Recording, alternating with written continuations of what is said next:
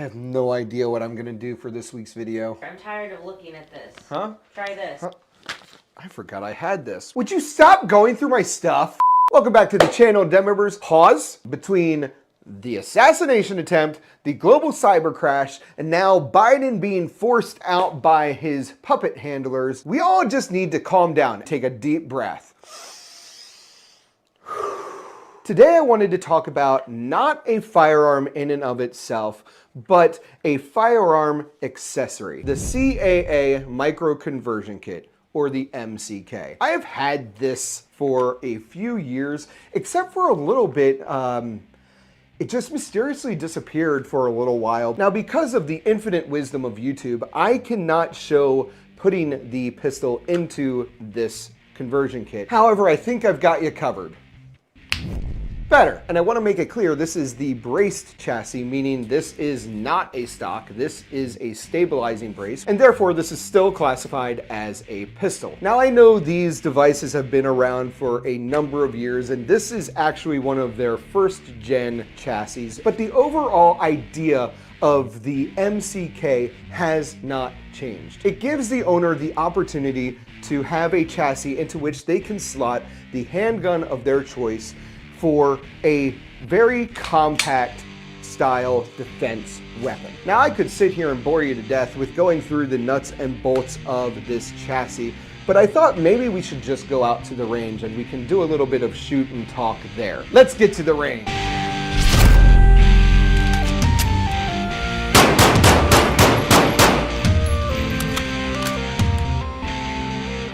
All right, first off, continuity error or just a really hot Iowa summer day? You be the judge. I've got the MCK all loaded up. I have the optic relatively zeroed at 15 yards. Let's give it a couple shots here.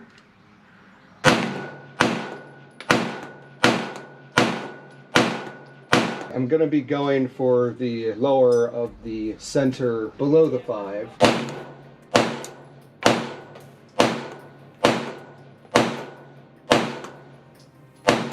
Again, the only thing this truly does to whatever firearm, whatever handgun you put into this chassis is give it a point of stabilization. Now, as this was designed and intended to be braced to your forearm, let's go ahead and take a couple shots. I'm gonna go for the left shoulder there.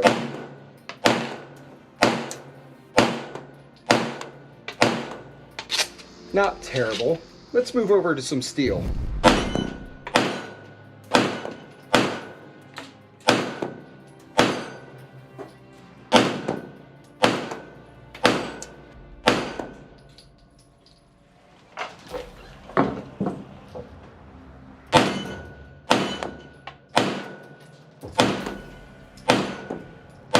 With a couple pulls there. Not terrible.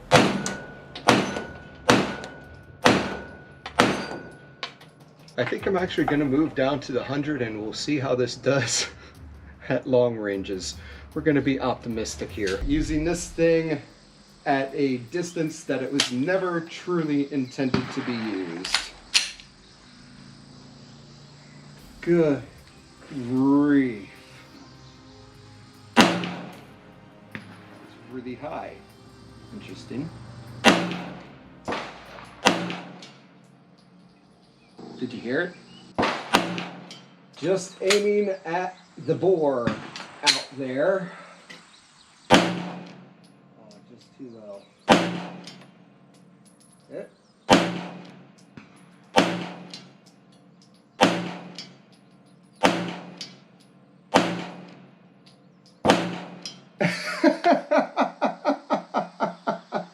Because I don't fully trust my ADD brain right now out at the range, and because I don't want to forget any of this stuff before I go back to the den, I'm going to do a couple talking points here and now. I have a very cheap optic here, which clearly didn't stop me from being able to hit the target at 100 yards. As you saw, the charging handle is ambidextrous. You just pull back and let go. Overall, it is very comfortable to shoot. Obviously, it's 9mm, so there's not that much recoil in the first place, but the chassis itself is very comfortable in the hand. One thing I want to point out about the first gen model, and I'm not sure if it's the case for the second or third gen, when you have the brace collapsed, it is not possible to fire the gun. The brace actually locks over the charging handle, so when it is collapsed, it cannot be fired. I mean, I guess it could be fired, but it's not going to cycle, and you're going to most likely damage something on the chassis. My biggest complaint about this chassis is that it really fouls up whatever firearm you put in it. I'm not sure how well this is going to show up on camera, but this Glock 45 was pristine and clean when I came to the range today. Is it the worst thing in the world? Is it an absolute disaster? By no means, absolutely not. But it is definitely something to call out, especially if you are looking to buy one of these guns and you don't want to be cleaning your guns all the time. Just know that's going to be a reality from you from now on. And on that note, I think we are going to call it here at the range. The RSOs have been very patient with me today, and I think we'll head back to the den for the rest of this video.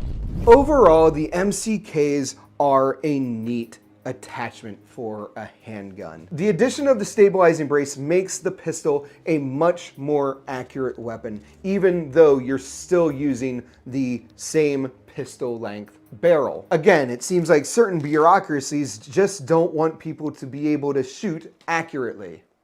I like the added real estate, the added Picatinny options. The extra Picatinny allows you to have a red dot as well as backup irons if that's something you want to do. Or I guess if you were feeling really optimistic with your 9mm, you could add something more along the lines of that. As you saw at the range, there is an ambidextrous charging handle that locks onto the pistol's slide. I've also opted to add the tactical light attachment to my MCK. That said, the flashlight is a little annoying because while it is an instant on, it is delayed in turning off. And of course, we can't forget about the ability to hold a spare magazine on the chassis. Since the stabilizing brace is a side folding brace, it does collapse down into a pretty compact design. This can easily fit in a backpack if you were going backpacking, hiking, camping, that kind of thing. So it does have a lot of merits. This chassis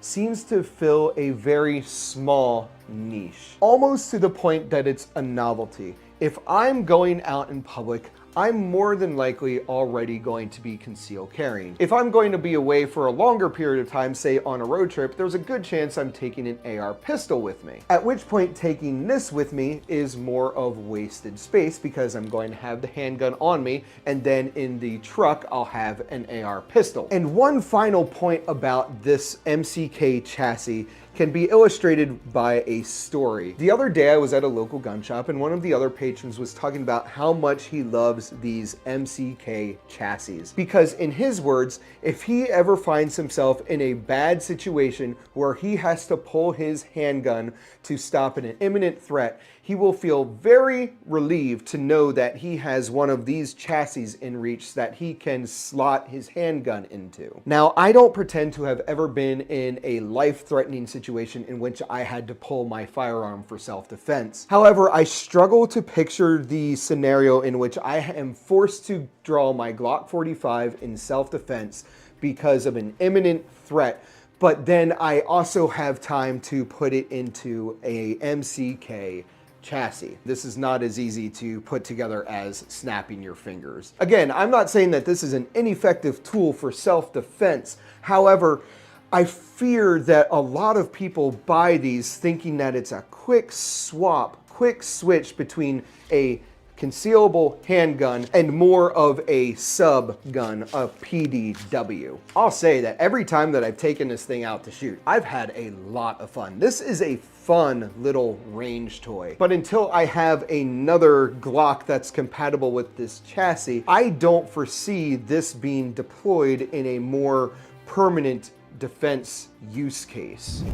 So do I recommend these chassis? If you've got 200 bucks to spend and you're looking for something really fun to use out at the range, and let's be fair, something that is usable in a self-defense situation, yeah, I'm gonna recommend it. These really are a lot of fun. And given how many different models of the MKC over the 3 generations that they've made, there is a high likelihood that they support the firearm that you have. But my one caveat to purchasing one of these chassis, don't expect to be able to have your handgun and then immediately have it into something that looks more like a personal defense weapon. Keep your expectations realistic and you will not be let down by this.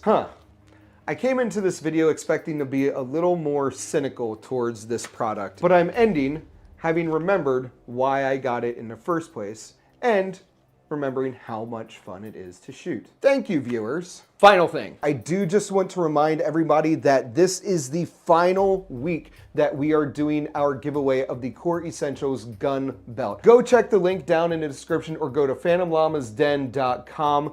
Get yourself entered. We will be closing the contest on July 31st, and on August 1st, we will be drawing a winner. Before I end the video, I just want to thank everybody that has supported the channel. We have had a lot of growth over the last several months, and it's been really encouraging to see the growing community despite the algorithm really fighting to suppress all 2A content, especially in an election year. If you haven't already done so, hit the subscribe button, like this video, share it with your friends, comment below. It really helps us out. Do that with all your favorite gun channels. YouTube has been doing some really interesting things lately, but it's been really encouraging to see our growing community stick together. So again, thank you. That's gonna do it for this video, everybody. I hope you enjoyed it. If you did, please consider hitting the like button and subscribing to the Phantom Llamas Den. Go follow us over on X, check out phantomllamasden.com, and follow us over on Twitch where we get out of hand on the weekends.